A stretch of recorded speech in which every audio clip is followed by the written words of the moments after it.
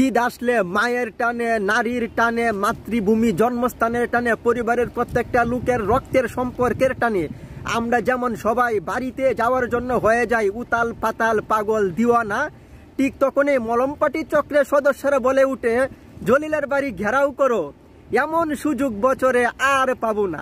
আসসালামু আলাইকুম দর্শক, আপনাদের সঙ্গে আছে আমি হিরণ বাদশা ফ্রম চায়না। দেশ এবং দেশের বাহির থেকে যারা আজকের ভিডিওটি দেখছেন, আশা করছি আপনারা সবাই ভালো আছেন।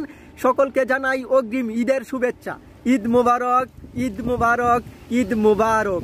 দর্শক, এখন আমি আমার নিজের বাস্তবতার আলোকে কয়েকটি বিষয় আপনাদের সঙ্গে শেয়ার করব, যে বিষয়গুলো মেনে চললে আপনারা যথেষ্ট নিরাপদে বাড়িতে পৌঁছাতে পারবেন। পয়েন্ট নাম্বার 1, আপনারা বাসে করে বাড়িতে যাচ্ছেন, তো আপনারা জানালার পাশে বসে খোলা জানালা, তো আপনারা ফোনে কথা বলছেন, তো আপনারা কিন্তু খুবই পরিশ্রান্ত, খুবই ক্লান্ত। তো গাড়ি চলছে তো চলছে, ঈদে বিভিন্ন জায়গায় জ্যাম থাকে, আর যে সমস্ত জায়গায় জ্যাম থাকে সেই সমস্ত জায়গায় কিন্তু বাস একদম স্লোভাবে চলাফেরা করে। তখন কিন্তু আপনি অনেক ক্লান্ত, আপনি অনেক পরিশ্রান্ত, আর জানালার পাশে যেহেতু বসেছেন, হিমেল সতেজ বাতাস যেহেতু আপনার শরীরে প্রবাহ হবে, তো চোখের পলকেই কিন্তু আপনি ঘুমিয়ে যেতে পারেন বা আপনি সজাগেই থাকেন, কোনো ব্যাপার না। মলমপাটি চক্রের সদস্যরা কিন্তু শকুনের মতো চু মেরে আপনার মোবাইল ফোনটি, আপনার মানি ব্যাগ, আপনার মূল্যবান জিনিস জানালার দিয়ে নিয়ে যাবে। তো সব সময় আপনি যদি বাড়িতে যাওয়ার সময় জানালার পাশে বসেন, আর জানালার পাশে বসার পরে যদি আপনার ইমার্জেন্সি কোনো ফোন আসে, কথা যদি ফোনে বলতেই হয়, তাহলে অবশ্যই 100% জানালাটি বন্ধ করে তারপরে কথা বলবেন।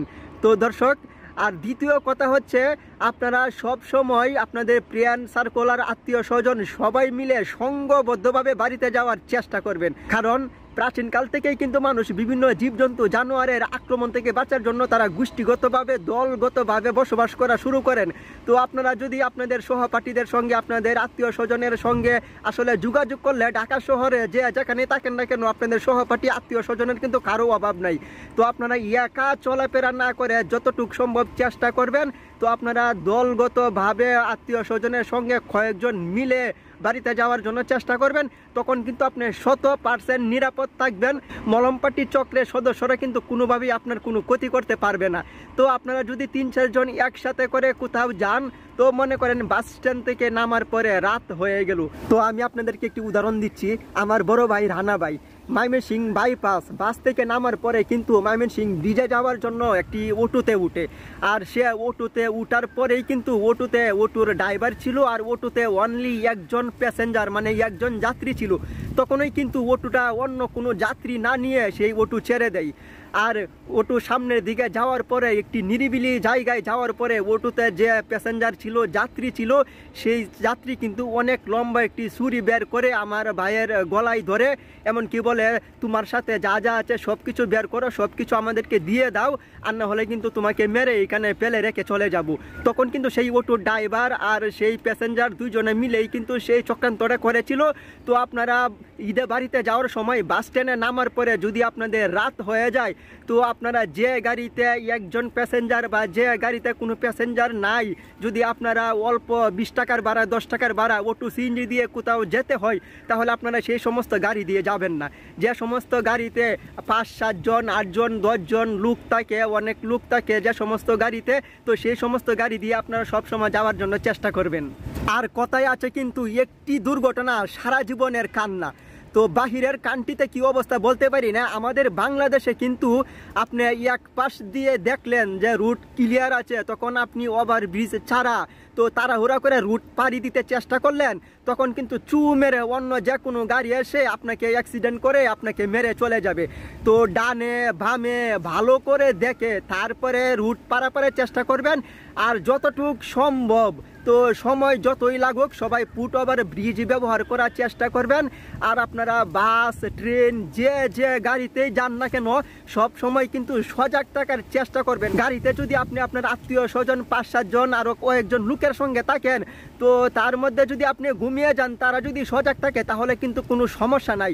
কিন্তু আপনি যদি গাড়িতে একা থাকেন আর আপনি যদি ঘুমিয়ে যান, তো আপনাকে কিন্তু মলমপাটি ছিনতাইকারী চক্রের সদস্যরা যে কোনো মেডিসিন আপনাকে দিয়ে অজ্ঞান করে আপনার সমস্ত কিছু নিয়ে কিন্তু চলে যাবে। তো আমি আপনাদেরকে আরও একটি বাস্তব উদাহরণ দিচ্ছি। আমার এক প্রতিবেশী ভদ্রলোকের নাম হচ্ছে সঞ্জু। সে ট্রেনে করে বাড়িতে যাচ্ছিল। তো মলমপাটির চক্রের সদস্য ট্রেনেই তার সঙ্গে পরিচয়, সে একা বাড়িতে যাচ্ছিল। তো তার সঙ্গে এমন কথাবার্তা বলে, এমন সম্পর্ক গড়ে তুলে, তো নিজের রক্তের ভাইয়ের চেয়ে আরো ঘনিষ্ঠ সম্পর্ক গড়ে তুলে। তো এক সময় মলমপাটির চক্রের সদস্যরা বলে, তো ভাই সময় কাটতেছে না, আপনার মোবাইল ফোনটা একটু দেন, ফেসবুক ইউটিউব একটু চালাই, একটু সময় পাস করি। তো সেই সঞ্জু কিন্তু তাকে বিশ্বাস করে তার হাতে মোবাইল ফোনটি দেয়, আর সে মোবাইল চালাচ্ছিল। আর সঞ্জু কিন্তু গাড়িতে বসে হিমেল বাতাসে এক সময় ঘুমিয়ে যায়।